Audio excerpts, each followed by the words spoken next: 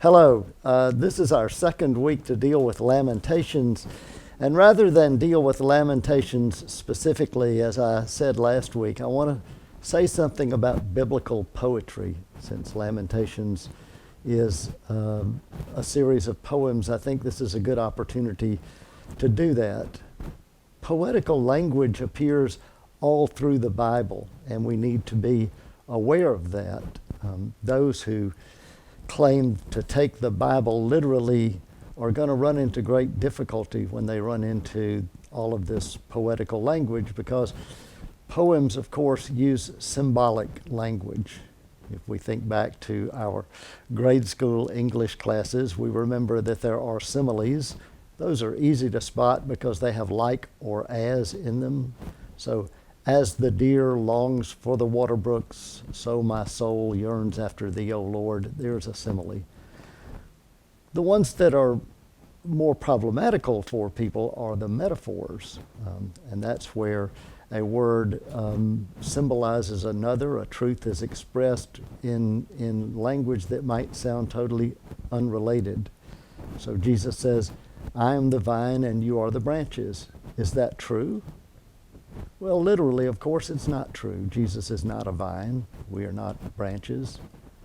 But it is also symbolically true, because we get our sustenance and our nourishment from Jesus, and we have to stay connected to Jesus in order to thrive, in order to have our lives. And so there's a metaphor that expresses a great truth, but it's not a literal truth. And those are all through the Bible, and of course they are in biblical poetry as well. And then one that's probably even more problematical than the metaphors are all the hyperboles. Jesus loves hyperbole. He talks in hyperbole all the time. Hyperbole is just a fancy word for saying exaggeration, basically. So Jesus will talk about a woman who is hiding leaven in flour, but it's enough flour to make like 100 loaves of bread. Why is a woman making 100 loaves of bread? Or a mustard seed grows into a great tree in which birds can make their nests. Well, no, mustard bushes are not that big, but in trying to express the truth about the kingdom, Jesus uses this hyperbole. So if Jesus says, if you want to follow me, you have to hate your mother. Does he really mean hate your mother? No, probably not. Jesus said, I came to fulfill the commandments. And one of those is honor your father and your mother.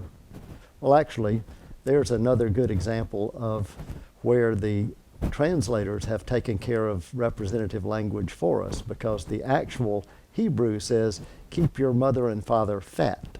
That's literally what the commandment says. But the translators have already translated that one for us, to honor your father and your mother. But biblical poetry contains a lot of hyperbole, a lot of exaggeration to express a greater truth that precise, specific language can't really project. So we have to be alert to this poetical language all through the Bible. Well, how do we know that we're dealing with poetry? I understand that there is some meter. I've never quite understood it. It is not as pronounced as it is in our modern languages. Most meter in Hebrew poetry consists of series of threes and twos, although in Lamentations I think it's 3, 3, and 2. But since we don't read in the original Hebrew anyway, we're not going to pick up on the meter. Instead, one of the most striking features of biblical poetry is parallelism. That's where there is a line and the next line is somehow related to the first one. It can be related by expressing the first line a little differently, but still conveying the same idea. Or it can be related to the first line by being its opposite. But the idea is the two go together like couplets. It's harder to spot those in Lamentations, because in Lamentations the lines tend to appear in threes, but the parallelism is still there, and you can look for it and find it.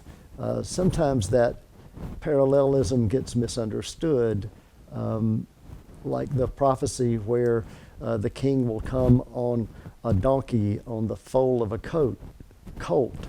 And so does that mean that the king rode two animals, or is one just a better explanation of what kind of animal it was? Well, if you look in the gospel according to Matthew, it looks like there's two different animals. That's the way he interpreted the prophecy, but in the others, there's just the one. So we have to be alert to the parallelism. That's one of the most striking features of biblical poetry. Some biblical poetry you can spot by its structure.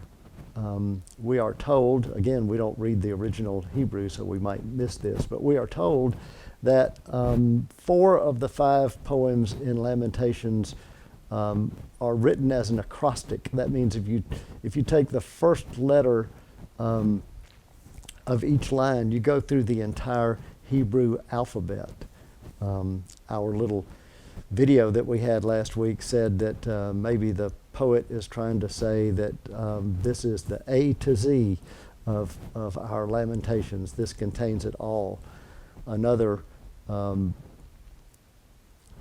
biblical scholar said that maybe the poet was trying to bring some sort of order to the chaos that he's writing about, the destruction of Jerusalem and Israel being taken into exile was such a terrible chaos that by structuring the poem in an acrostic, it was an attempt to bring some sort of order to this chaos.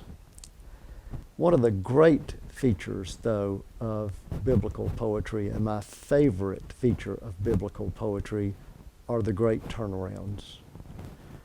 A poem can be extremely negative and have all kinds of terrible thoughts, but somewhere in there, there's going to be a turning back toward God, a turning back toward grace. And that happens in Lamentations in chapter 3, where at one point the poet is saying, the Lord afflicts us and makes my teeth ground on gravel. And then just a few verses later, he says, the love of the Lord never ceases, and the Lord will not afflict forever, and goes on to talk about how gracious the Lord is. And you find that throughout the Psalms as well. All those great hymns that were probably sung in the temple, all that great biblical poetry, they all, even if they start negative or contain negative thoughts, at some point there is the positivity of hope and of faith. As I said when we studied Job, the question we should ask is not why something happens, because even if somebody tried to explain why, we probably couldn't understand it. The real question is where. Where is God? Or maybe what? What is God? The answer is love. What is God doing? Well, God is already at work bringing some sort of redemption to the evil. And what are we supposed to do? We are supposed to remain faithful. We are supposed to depend on the love and graciousness of God so that we can look for that great turnaround that's in Hebrew poetry. So when you study the Bible from here on out, I hope that we will be more alert to all of the poetical language and not be fooled by any bully who tries to tell us that the Bible is literally true. It just doesn't work that way. The Bible is much richer and much truer than literal truth. The Bible contains all kinds of wonderful poetry, and right here in Lamentations is a great example of the deeper, richer, wonderful truth of what it means to be loved by a gracious God.